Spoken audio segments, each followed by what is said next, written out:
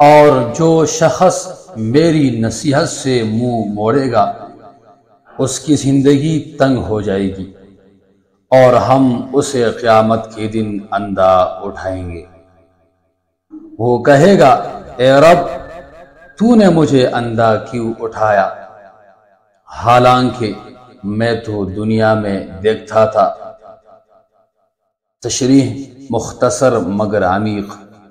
اللہ کی یاد سے غفلت صرف آخرت کا اندھا انجام نہیں بلکہ دنیا میں بھی دل کا سکون چھن جانا ہے۔